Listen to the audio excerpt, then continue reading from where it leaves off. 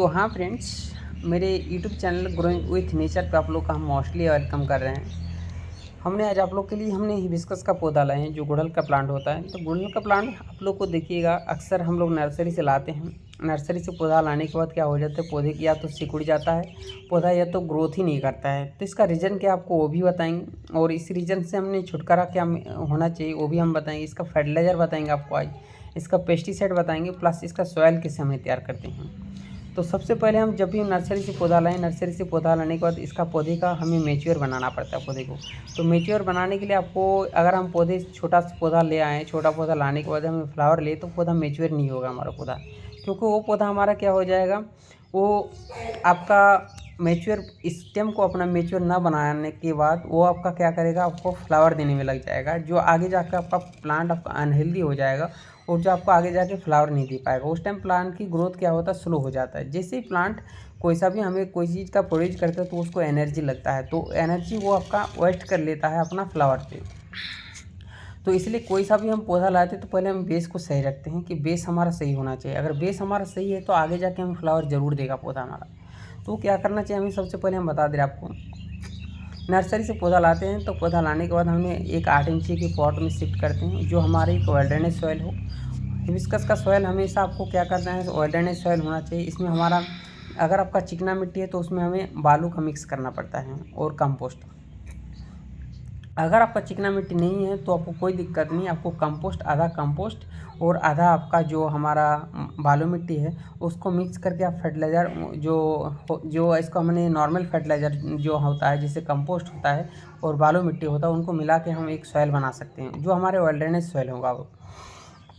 अब बात आ जाती है हमारा प्लांट को शिफ्ट करने के बाद, हम बोलते हैं कि प्लांट को फर्टिलाइज़र देने का। तो प्लांट को उस टाइम हम फर्टिलाइज़र नहीं देंगे कम से कम 10 दिन, क्योंकि उसमें हमने कंपोस्ट मिला चुके हैं। जिस तरीके से प्लांट को हमें क्या है, उसका रूट अब इतना रूट बना हुआ नहीं होता है कि हमारा फर्टिलाइज़र को पौधा इंटेक्ट कर सके।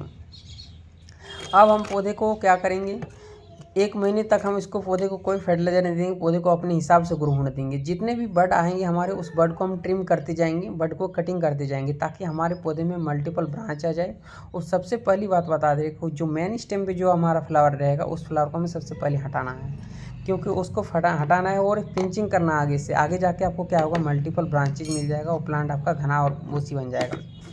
अब आ जाता है, महीना भर आपका हो चुका है, अब प्लांट को आपको ग्रोथ चाहिए, तो हिबिस्कस का फर्टिलाइज़र आपको एक ही फर्टिलाइज़र आपको यूज करना है, हम बता देंगे आपको। और आपको कहीं दौड़ भाग नहीं करना पड़ेगा, और कोई सा भी आपको फर्टिलाइज़र का आपको ज़रूरत नहीं पड़ेगा।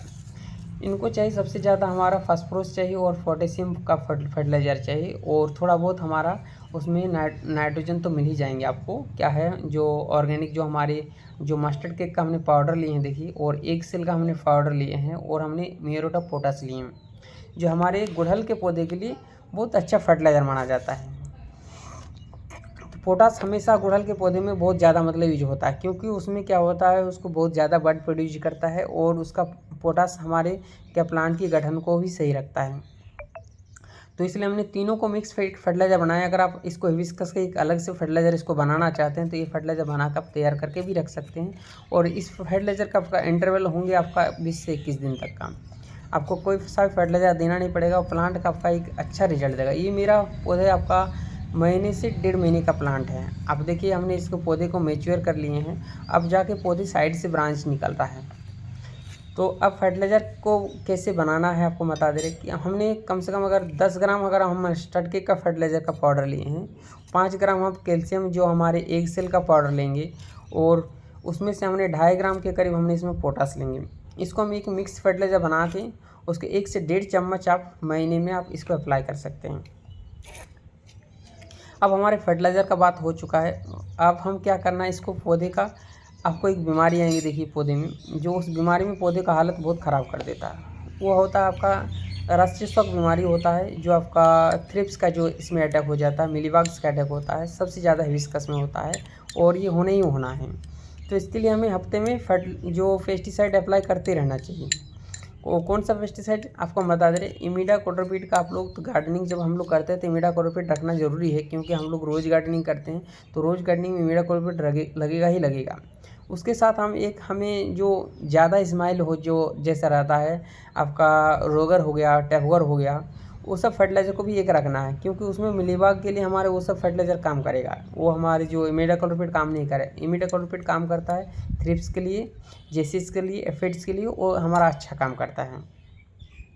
तो ये 2 फर्टिलाइज़र हम रख लेते हैं तो प्लांट हमारा हेल्दी रहेगा और लीव्स आपका कभी ख़राब नहीं होगा। तो इसको अप्लाई अगर आप लोग कंटिन्यू करते आते हैं तो प्लांट आपका रिजल्ट अच्छा ही देगा हमेशा। और देखिएगा प्लांट आपका अच्छे से अच्छे बड भी प्रोड्यूस करते रहेगा। और एक रिजल्ट, एक मतलब क्या होता है, जो हिबिस्कस के पौधे में जो आप लोग देखते हैं कि एक स्टेम उठता है, ऊपर की तरफ उठता है और आपका लेगी टाइप का हो जाता है। हमेशा हिबिस्कस देखिएगा एक लेगी टाइप का होता है। तो हमें लेगी टाइप नहीं करना, हमें आप लोग को इसलिए बोलते हैं, हमें कोई स्टेम को हमें मजबूत करना है। स्टेम जैसे आपका मजबूत होगा तो प्लांट आपका कभी भी आपका लेगी नहीं होगा, प्लांट आपका स्टैंड खड़ा रहेगा। और कैल्शियम हमने इसलिए दिए हैं कि हमारे जैसे भी हमारी गुड़हल का पौधा खिले तो हमारा स्टेम हमारा झुकना नहीं चाहिए, स्टेम वो हमारे फ्लावर को एकदम स्टैंड रखे। इसलिए हमने कैल्शियम का वाटर का हमने यूज किए हैं, जो हमारे एक से जो ऑर्गेनिक ही है, हमारे एक तरह का है। तो आशा करता हूँ फ्रेंड्स वीडियो आप लोग अच्छे लगे तो वीडियो को हमारे लाइक कर लीजिएगा और चैनल को ज़रूर सब्सक्राइब कर लीजिएगा। ऐसे अपडेट भी मिलेगा आपका, नेक्स्ट अपडेट हम जब लाएंगे तब ज़रूर दिखाएंगे फ्लावर का। और आगे जाके आपको बहुत सारे इन्फॉर्मेटिव वीडियो मिलने वाला है, जो आपको ज़रूर से ज़रूर आप लोग को हम प्रोवाइड हमेशा डे बाय डे का करके रहेंगे। तो thanks for watching happy gardening. ऐसी गार्डनिंग आप लोग हमेशा करते रहें और चैनल को फॉलो करते जाइए, आप लोग का रिजल्ट एक तगड़ा रिजल्ट आने वाला है।